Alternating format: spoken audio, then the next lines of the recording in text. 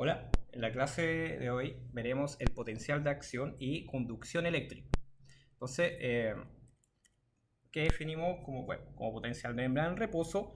Podemos decir que se define como la diferencia de potencial eléctrico o voltaje a ambos lados de la membrana. Si registramos la célula, al interior de la célula vemos que el voltaje es más negativo que el medio extracelular, alrededor de menos 70 milivolts.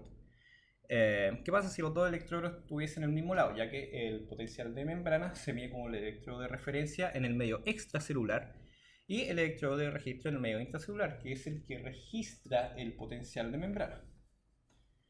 Entonces, ¿qué pasa si los dos electrodos estuviesen del mismo lado? Entonces no habría una diferencia de potencial. Entonces no se registraría un cambio de potencial, como el que registramos en el potencial de membrana, que es negativo respecto al medio extracelular. Entonces, ¿por qué adentro es más negativo? ¿Qué contribuye a que el potencial de membrana en el medio intracelular sea más negativo?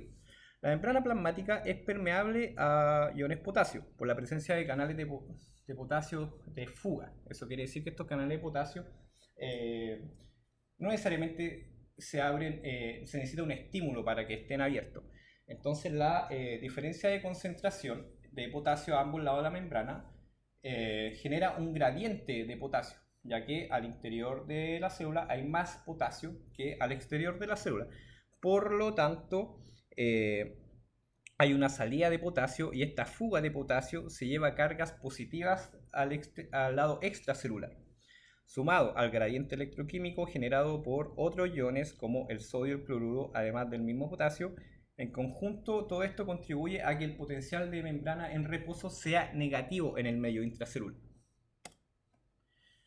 Bueno, las propiedades biofísicas de la membrana plasmática fueron descubiertas usando como un modelo de estudio el axón de Calamar, ya que este axón de Calamar es 1000 veces más grande que el de los mamíferos.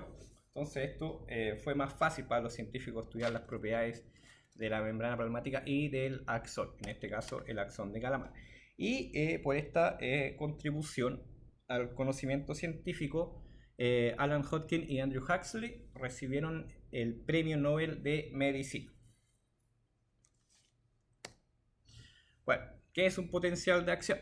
Un potencial de acción son señales nerviosas, entonces las neuronas generan y conducen estas señales como parte de procesos fisiológicos donde se transmite esta información, este impulso nervioso en células o tejidos que son excitables, como las neuronas o el músculo.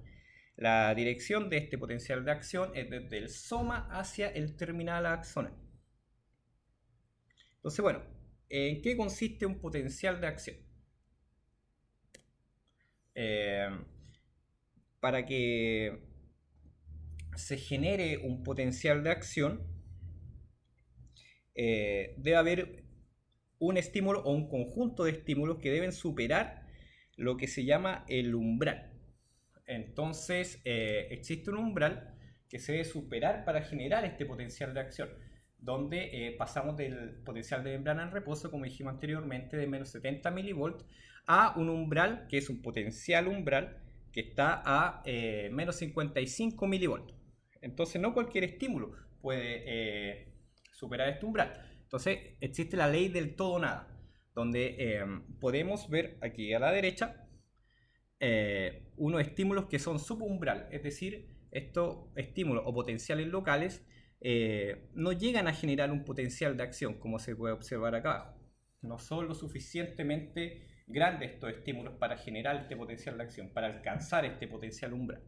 Y aquí más a la derecha vemos estímulos umbrales o supraumbrales que alcanzan este potencial umbral a menos 55 milivolts y estos que lo superan, y estos estímulos generan el potencial de acción. Entonces se necesita que los estímulos, un estímulo o un conjunto de estímulos, sean lo suficientemente grandes para que este cambio desde la potencial de membrana en reposo de menos 70 llegue a menos 55 milivolts a este potencial umbral y se genere el potencial de acción. Si un estímulo no es capaz de llegar al potencial umbral, no se genera el potencial de acción. Entonces se genera el potencial de acción cuando se pasa el umbral y el potencial de acción viaja por el axón de la neurona hasta llegar al terminal axonal. Entonces, tenemos aquí una neurona 1 que llega a esta neurona postsináptica que se ve acá, y este estímulo 1 es un estímulo pequeño, entonces no llega al umbral, donde se suma el estímulo, el potencial local de la neurona 1 con la neurona 2, y como se ve acá en el gráfico, el estímulo 1 más el estímulo 2 no es capaz de generar de llegar al potencial umbral y generar el potencial de acción.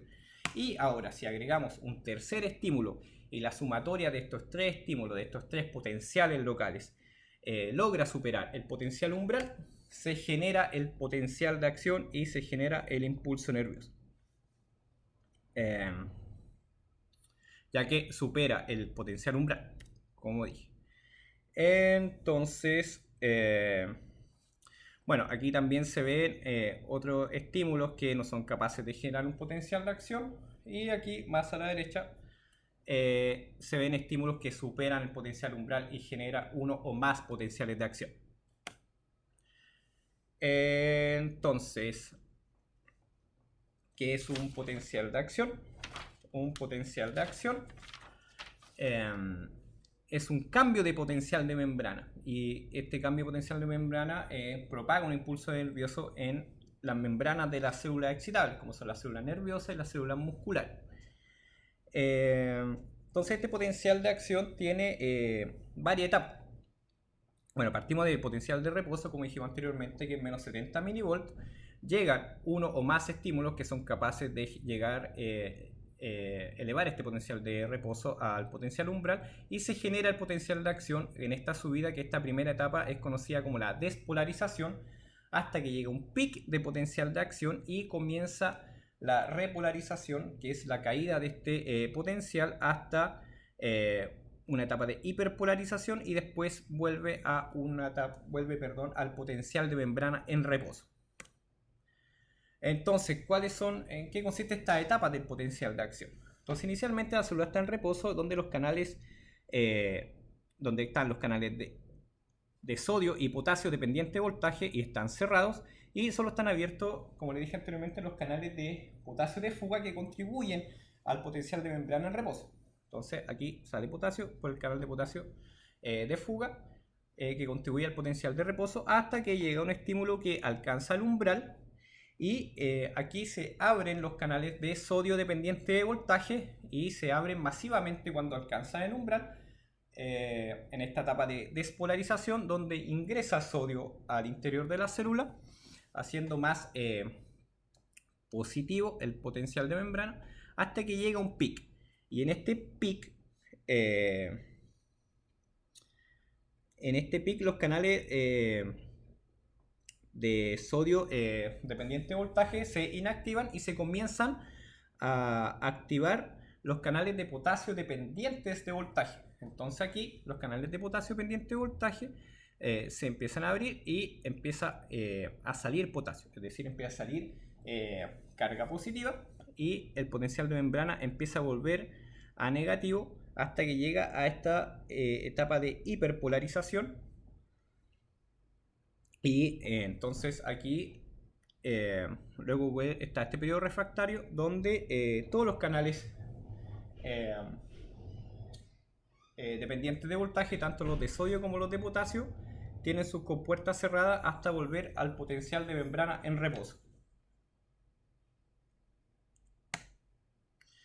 Bueno, entonces, ¿cómo se propaga este potencial de membrana? A través del axón existen dos tipos de conducción. Una es la conducción continua y la otra es la conducción saltatoria.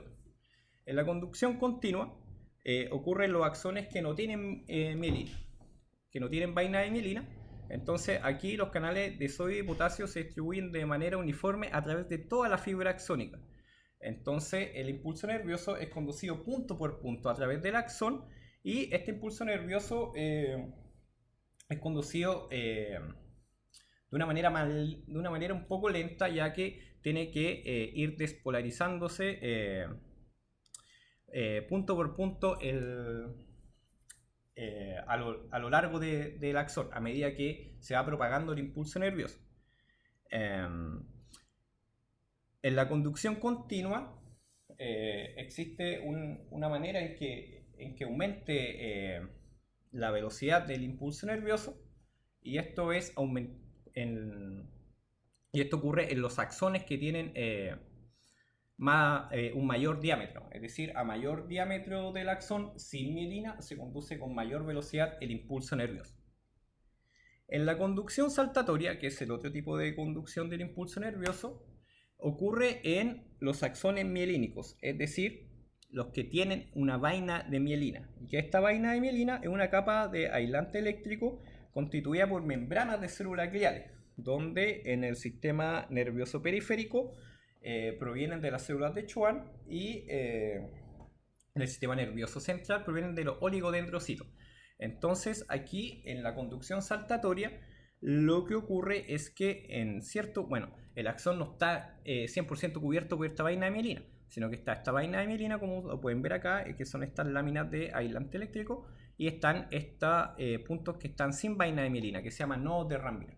Entonces aquí en los nodos de Ranvier ocurre la despolarización, donde ingresa sodio, y bueno, la repolarización, después donde sale potasio, y lo que ocurre es que el potencial de acción no va viajando punto por punto, sino que se saltan estos tramos de vaina de mielina y se conducen al interior del axón, y el impulso se propaga al interior del axón hasta el siguiente nodo de Ranvier, y después nuevamente se propaga al interior del axón hasta el siguiente nodo de Ranvier. Entonces esta estrategia de conducción saltatoria en los axones con vaina de mielina incrementa la velocidad de la conducción nerviosa, la incrementa mucho más que en los axones que no tienen esta vaina de mielina. Entonces, por lo tanto, si comparamos ambos mecanismos de conducción del impulso nervioso, podemos observar que la velocidad de propagación es más lenta en los axones que no tienen mielina y que el diámetro es más estrecho, y en los axones que no tienen mielina y el diámetro es más ancho aumenta la velocidad de propagación del potencial de acción, y en los axones con mielina la propagación del potencial de acción o impulso nervioso es mucho mayor que en los dos casos anteriores. Entonces, bueno, existe una patología que está asociada a la pérdida de mielina, que es esta esclerosis múltiple, que es una enfermedad sistémica donde los pacientes presentan problemas motores en general, problemas de habla, entre otros síntomas. Bueno, aquí está esta simulación donde pueden realizarla, y a través de este sitio web, donde pueden ver toda la dinámica del potencial de acción cuando ingresan sodio, cuando sale potasio, tanto en la despolarización como repolarización, hiperpolarización, y después de vuelta al potencial de acción. Recomiendo que la realicen. Bueno, para ir finalizando, tenemos la tetradotoxina, que es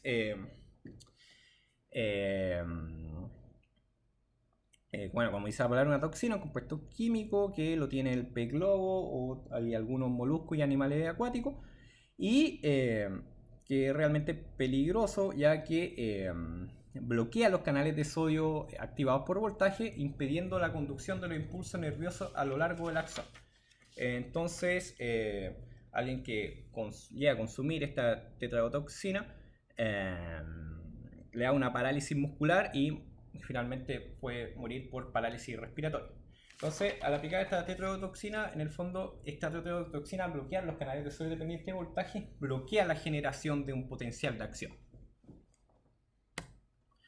Bueno, y finalmente, para finalizar, respecto a la transmisión, tenemos estas 3 preguntas.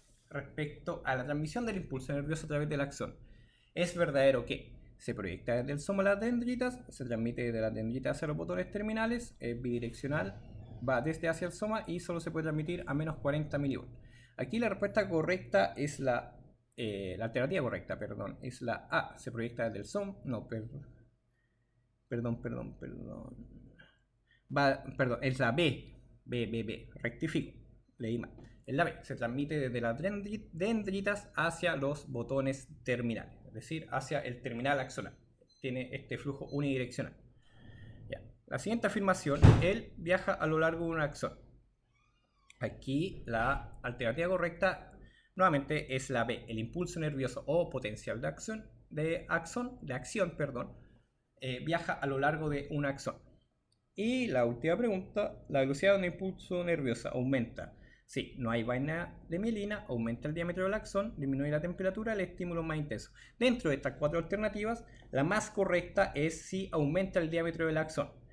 Si hubiese otra alternativa extra, la velocidad del impulso nervioso aumenta si los axones tienen mielina, ahí la correcta sería que los axones tienen mielina. Bueno, esa sería la clase de hoy. Espero que les haya quedado todo muy claro y ha sido un gusto. Espero que les haya servido y nos vemos. Chao, chao.